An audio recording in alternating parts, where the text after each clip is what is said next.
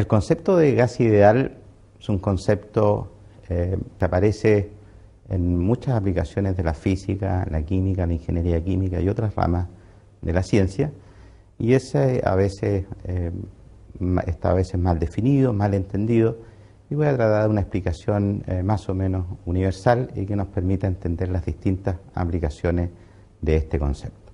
Voy a ver qué es lo que es el gas ideal, explicar brevemente la constante de los gases que aparece en este concepto, y más importante que eso es qué tiene que ver este concepto de gas ideal con los gases reales que conocemos, por ejemplo el aire que está en esta pieza. Lo primero que creo que hay que decir sobre el gas ideal, que es un modelo matemático, que el gas ideal no es un gas, y eso cuesta entender a veces porque está implícito en el nombre que da la idea de que el gas ideal obviamente es un gas. Por lo tanto, el gas ideal es un modelo matemático. Esto significa la representación matemática mediante una ecuación de las variables presión, temperatura, volumen y la masa expresada en moles de una sustancia imaginaria cualquiera. Para obtener dicho modelo vamos a imaginarnos un recipiente como el que está ahí, donde tengo una serie de moléculas, n moléculas, con el movimiento natural que tienen, movimiento molecular, y se mueven al azar. Para el modelo de gas ideal vamos a hacer dos suposiciones que es las que se hicieron en su oportunidad para obtener este concepto. Uno es que el volumen que ocupan las moléculas es despreciable comparado con el volumen del recinto. Eso es una suposición, simplemente tomemos un volumen lo suficientemente grande como para que el volumen de las partículas, si estuvieran todas juntas, fuera despreciable frente al volumen total del sistema. Vamos a suponer también que las moléculas no interactúan entre ellas y por lo tanto se mueven en forma libre, una no impide que la otra se pueda mover en todo el volumen del recipiente, cuestión también que es razonable si el volumen que ocupan las moléculas es despreciable con respecto al volumen del sistema.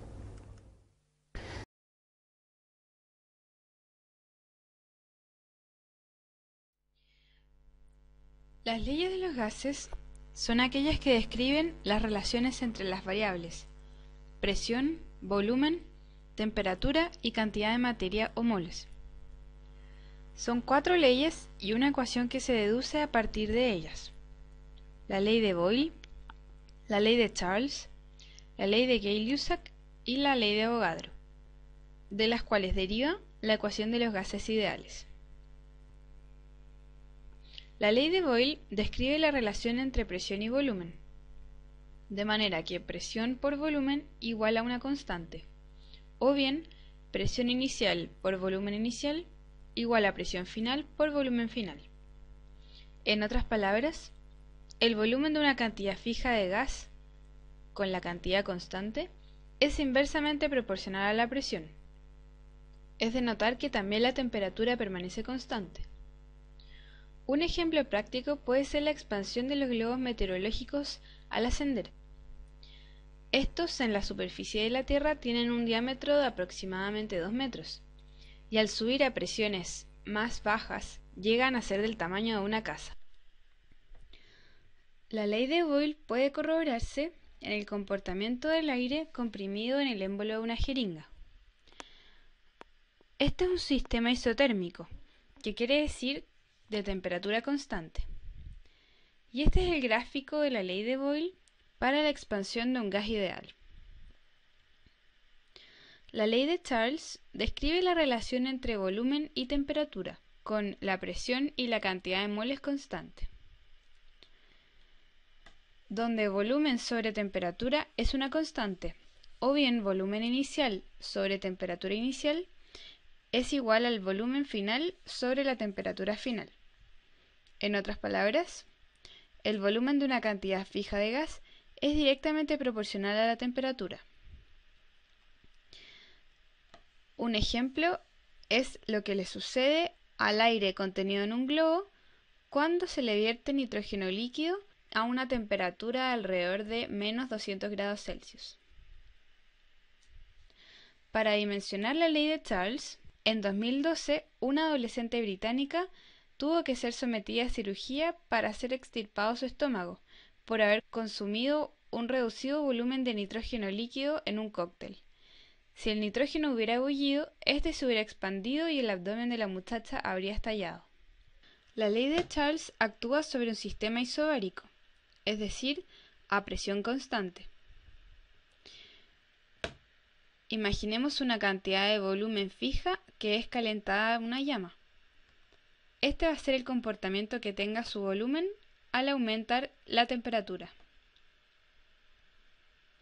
La ley de Gay-Lussac describe la relación entre presión y temperatura, con volumen y cantidad de moles constante, donde presión sobre temperatura es una constante, o bien presión inicial sobre temperatura inicial es igual a la presión final sobre la temperatura final. En otras palabras, la presión de una cantidad fija de gas es directamente proporcional a la temperatura. En un recipiente cerrado puede medirse el comportamiento de un gas modificando la temperatura. La ley de Gay-Lussac actúa sobre un sistema isocórico, es decir, a volumen constante. Imaginemos este sencillo experimento donde recipientes cerrados que contienen una cantidad fija de aire son conectados a un manómetro y dispuestos en recipientes con agua a diferentes temperaturas.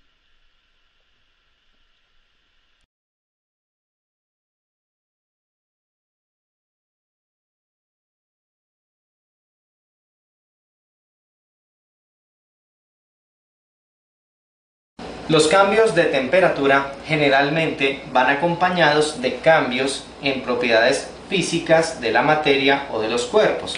Por ejemplo, un cambio en la temperatura puede producir en un cuerpo un cambio de longitud o, por ejemplo, un cambio de volumen, un cambio de presión o un cambio de color, entre otros. Utilizamos la letra griega delta, este triangulito, para denotar cambio. Entonces, estos cambios en las propiedades físicas de los cuerpos pueden ser medidos y constituyen el principio del funcionamiento de los termómetros, es decir, aquellos instrumentos que han sido diseñados para medir la temperatura, o sea, para determinar qué tan frío o qué tan caliente se encuentra un cuerpo en relación a una escala. El termómetro fue inventado por el italiano Galileo Galilei a comienzos del siglo XVII. Galileo diseñó un dispositivo que funcionaba con base en la expansión de un gas. Ese es entonces el primer medidor térmico del que se tiene conocimiento. Pero con el paso de los años se generalizó el uso del termómetro de vidrio, como el que conocemos en la actualidad, que contiene mercurio o en ocasiones alcohol. Entonces es un tubito de vidrio hueco y que contiene en su interior, como decíamos, mercurio o alcohol teñido de color rojo, generalmente de rojo, para que podamos leer la temperatura que marca en un determinado instante. Cuando se presenta un incremento de temperatura, el volumen de esta sustancia se incrementa también. Y entonces es cuando el nivel del mercurio empieza a subir y entonces nos registra un aumento de temperatura. De igual manera, cuando desciende la temperatura, el volumen de esta sustancia disminuye y el nivel del mercurio o de la sustancia empieza a descender y es cuando podemos registrar un descenso en la temperatura. Normalmente estos tubitos, como hemos podido apreciar, tienen unas rayitas y unos numeritos que son los que nos marcan la temperatura. Esas rayitas corresponden a una escala que ha sido determinada con base en unos parámetros que veremos a continuación. Las escalas de temperatura más utilizadas son estas tres: la escala Kelvin, la escala Celsius y la escala Fahrenheit. La escala Kelvin también se conoce con el nombre de escala absoluta. La escala Celsius es la que anteriormente se llamaba escala centígrada y es tal vez la que más se utiliza a nivel internacional, y la escala Fahrenheit es la que se utiliza en Estados Unidos. En el sistema internacional de unidades, la temperatura se expresa en Kelvin. Los termómetros en las tres escalas se calibran teniendo en cuenta dos temperaturas muy importantes para el agua a presión atmosférica normal, que son el punto de fusión y el punto de ebullición. El punto de fusión del agua es la temperatura a la cual el agua pasa de su estado sólido, es decir, hielo, al estado líquido. Y el punto de ebullición del agua es la temperatura a la cual el agua pasa de su estado líquido al estado gaseoso, es decir, a la forma de vapor de agua. Por ejemplo, en este momento los tres termómetros estarían señalando el punto de fusión del agua.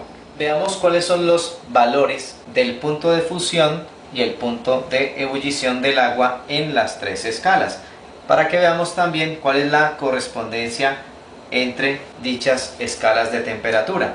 Por ejemplo, el punto de fusión del agua en la escala Celsius corresponde a 0 grados centígrados, en la escala Kelvin corresponde a 273 grados Kelvin y en la escala Fahrenheit corresponde a 32 grados Fahrenheit. Ese sería el punto de fusión del agua. El punto de ebullición en la escala Celsius para el agua es de 100 grados Celsius. En la escala Kelvin es de 373 grados Kelvin y en la escala Fahrenheit corresponde a 212 grados Fahrenheit.